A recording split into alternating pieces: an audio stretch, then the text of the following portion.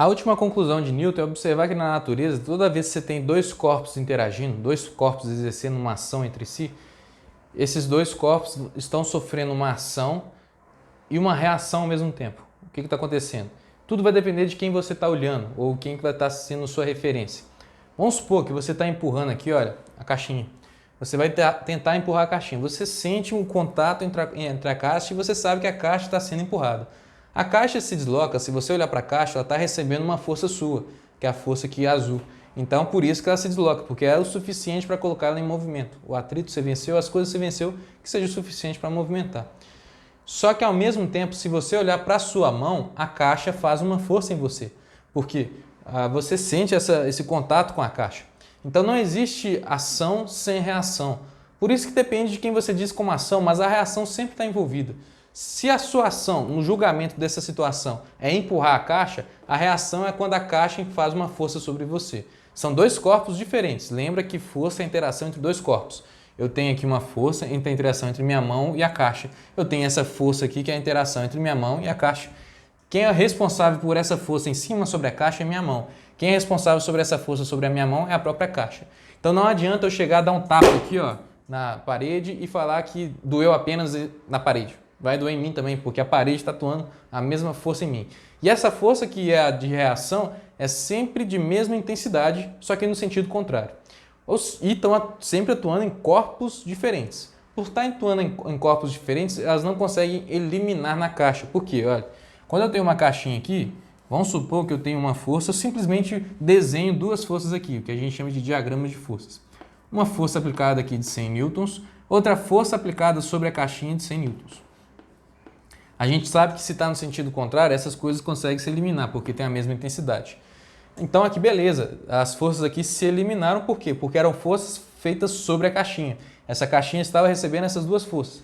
Só que quando eu desenho aqui, eu não te desenhei como aconteceu, quem fez isso. Se eu te contar a história certinho, para acontecer essas duas coisas aqui, por exemplo, alguém pode estar puxando com um fio aqui por 100 newtons e alguém pode estar empurrando aqui com a mão fazendo 100 newtons. Ou seja, eu tenho mais corpos envolvidos. Eu tenho um corpo aqui puxando com o fio, outra pessoa está puxando aqui com o fio, então tem essa interação entre o corpo e a caixinha. E aqui eu tenho alguém empurrando a caixinha, fazendo essa força aqui de 100 newtons também. Eu até pensei errado, né? Empurrar para lá. Então, na verdade, corta. Porque observa essa situação. Vamos supor que eu tenho uma caixinha aqui.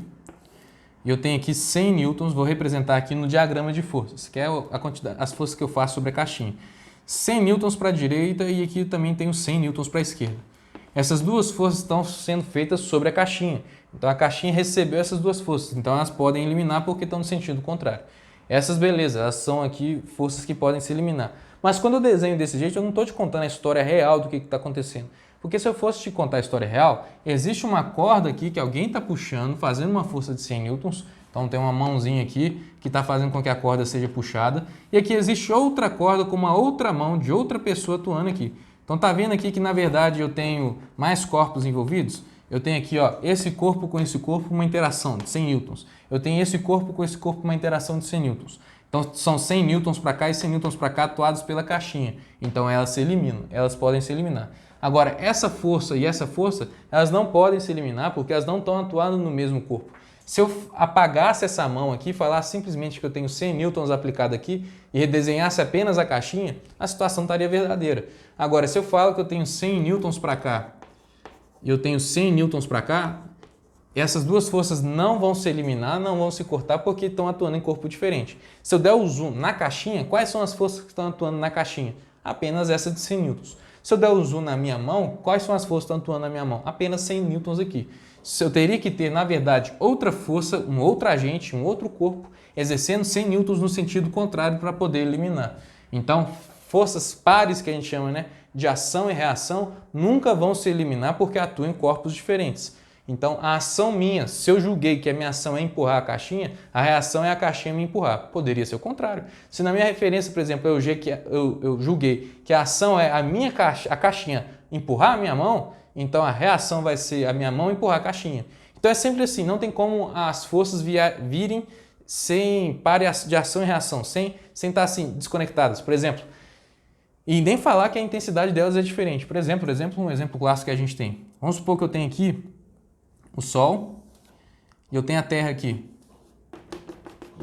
A Terra está rodeando o Sol. Por que a Terra rodeia o Sol? Porque existe uma atração aqui, existe uma força que a gente chama de força gravitacional. Objetos que têm massa são atraídos através de uma força gravitacional. Então há uma força aqui entre a Terra e o Sol. Ah, é apenas essa? Não, tem que ter uma força de reação também. A força que está tendo aqui está atuando sobre a Terra. Então, corpo Terra tem isso aqui. A força que está aqui atuando no Sol também tem. Por quê? Por causa da Terra. Então, se eu te perguntar assim, ó, quem faz mais força, a Terra ou o Sol? Na verdade, ambos fazem a mesma intensidade de força, porque é um par de ação e reação. Todo par de ação e reação faz a força no mesmo sentido e direção, ou seja, se aqui está na horizontal, aqui tem que estar na horizontal a reação.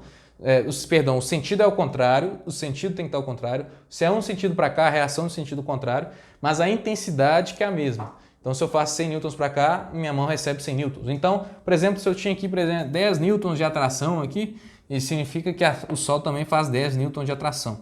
Então, por mais que o Sol seja muito maior, muito mais gordo que a Terra, faz a mesma intensidade de força com a Terra do que a Terra faz com o Sol também. A gente se puxa com a mesma intensidade. Quando você tem numa batida, por exemplo, está entre ali uma bicicleta e um caminhão, e eles vão se bater. Pum! Quem faz mais força, o caminhão ou a bicicleta, no contato ali da batida? Ambos fazem a mesma força, a mesma intensidade.